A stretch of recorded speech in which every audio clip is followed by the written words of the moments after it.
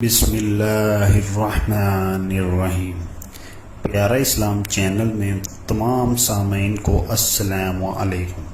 ہماری دعا ہے اللہ پاک آپ کے کام میں آسانی پیدا کرے اور آپ کو راہ ہدایت پر رکھے، آمین۔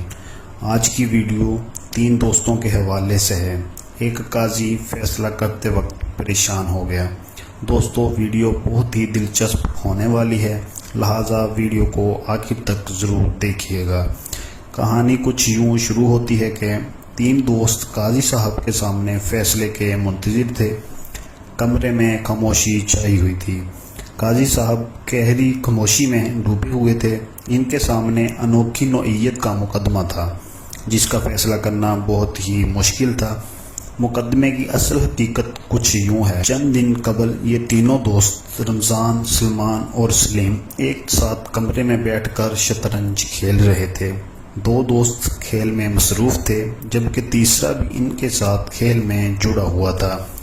اچانک کھیل کے دوران شطرنج کا ایک مہرہ غائب ہو جاتا ہے۔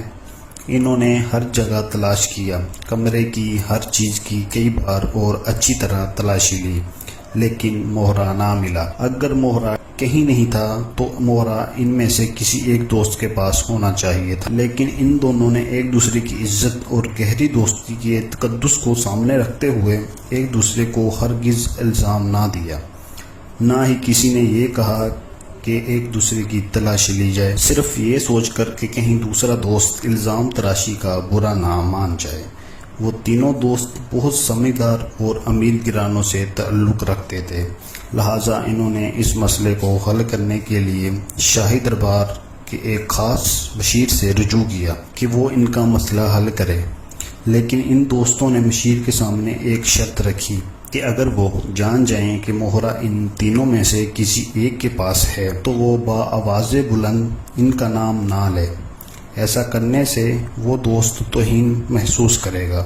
اب وہ تینوں دوست شاہی دربار کے اعلیٰ عہدیداروں کے بیٹے تھے، لہٰذا شاہی مشیر نے سوچا کہ وہ جس کا نام بھی لے گا اسے اس کی دشمنی مول لینی پڑے گی۔ بس اس نے ہار مان لی اور ان تینوں دوستوں سے کہہ ڈالا، معاملہ بہت سنگین ہے، بہتر ہوگا کہ تم لوگ قاضی کے پاس اپنا مقدمہ لے کر چلے جاؤ، وہی آپ کا معاملہ حل کر سکتے ہیں۔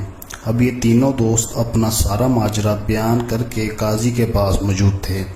قاضی صاحب نے گہری خاموشی میں بیٹھنے کے بعد ٹھنڈی سانس لیتے ہوئے کہا کہ میں آپ لوگوں کو ایک قصہ سناتا ہوں، آپ لوگ میری بات غور سے سنیے گا۔ ایک دفعہ کا ذکر ہے کہ 2 دوست تھے اور وہ ایک شہر میں رہا کرتے تھے اور ایک ہی ساتھ کھیتی باڑی کیا کرتے تھے۔ ہر قسم کے نفع نقصان میں ایک دوسرے کا ساتھ دیتے۔ جب کوئی خاندانی پریشانی آتی تو تب بھی سکے بھائیوں سے بڑھ کر ایک دوسرے کی مدد کرتے۔ کئی سال یوں ہی گزر گئے۔ ایک کا نام آفتاب جبکہ دوسرے کا نام زبیر تھا۔ ایک دن آفتاب کے والد نے اچانک اسے ایک وراثتی جائیداد میں ملنے والی زمین پر جو کہ شہر میں تھی کاشتکاری کے لیے وہاں جانے کا حکم دے دیا۔ وہ اپنے والد کی وجہ سے مجبور دوسرے شہر جانے کے لیے تیار ہو گیا اور یوں 2 دوست بچھڑ گئے۔ آفتاب نے جانے سے پہلے زبیر سے یہ وعدہ لیا تھا کہ اب ہر پل ایک دوسرے کے ساتھ نہیں ہوں گے، لیکن وہ ہمیشہ ایک دوسرے کو خط کے ذریعے اپنے خیالات سے آگاہ کرتے رہیں گے اور کبھی ایک دوسرے سے جھوٹ نہیں بولیں گے۔ اور یوں آفتاب زبیر سے رخصت ہو کر چلا گیا۔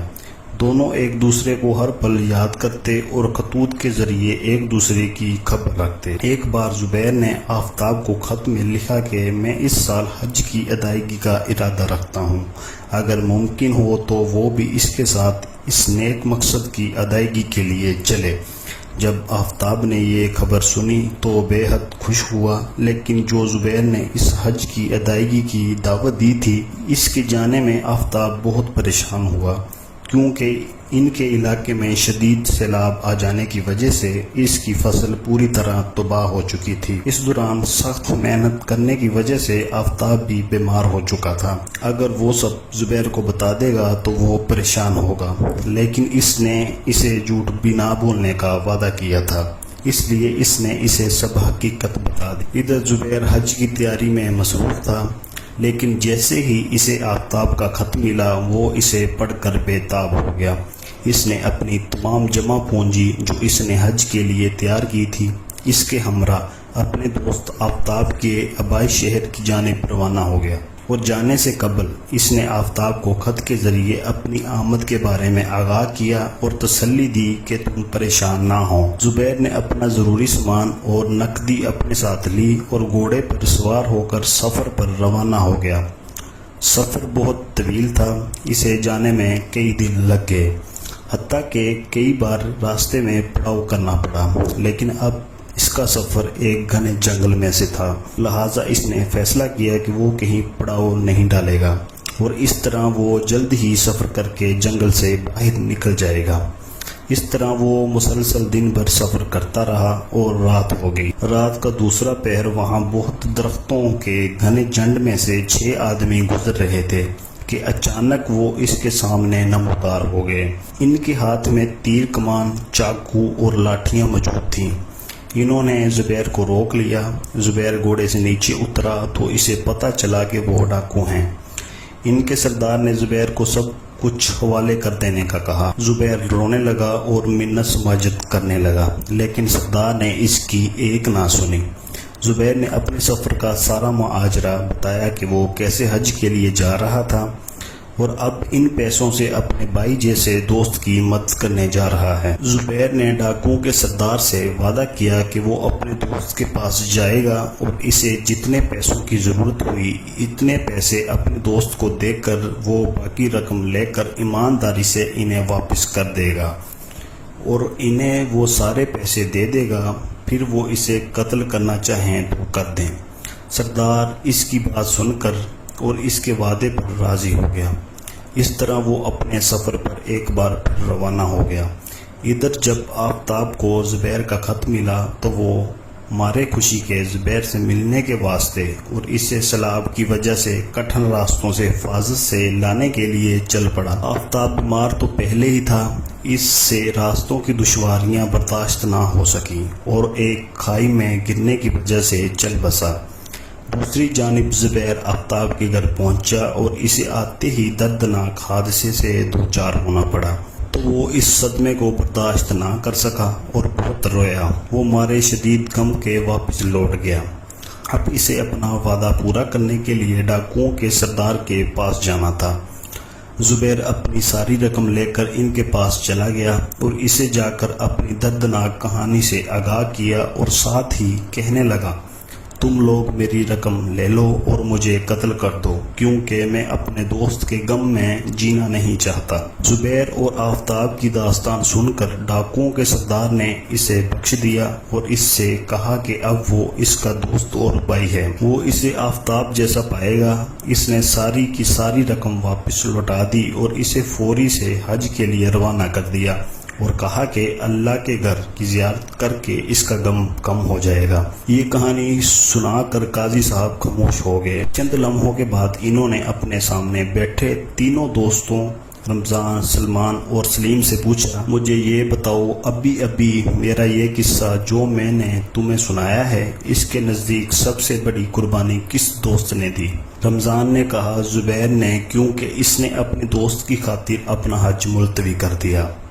سلمان نے کہا، میرے نزدیک آفتاب نے، جس نے اپنے دوست کی حفاظت کی خاطر اپنی جان دے دی۔ سلیم نے کہا، میرے نزدیک تو وہ ڈاکوؤں کا سردار سب سے بڑھ کر رہا جس نے زبیر کے وعدے پر اطمینان کیا اور پھر اس کے غم کو سمجھا۔ تینوں دوستوں کا جواب سن کر قاضی صاحب نے ان کے مقدمے کا حل کرتے ہوئے کہا، شطرنج کا مہرہ سلیم کے پاس ہے۔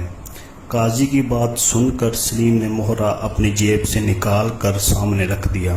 سب حیران ہو گئے کہ قاضی صاحب نے یہ کیسے معاملہ حل کر دیا۔ قاضی نے کہا، رمضان نے زبیر کو اچھا سمجھا، جبکہ سلیم کے نزدیک پورے قصے میں ڈاکوؤں کا سردار سب سے اعلیٰ نکلا۔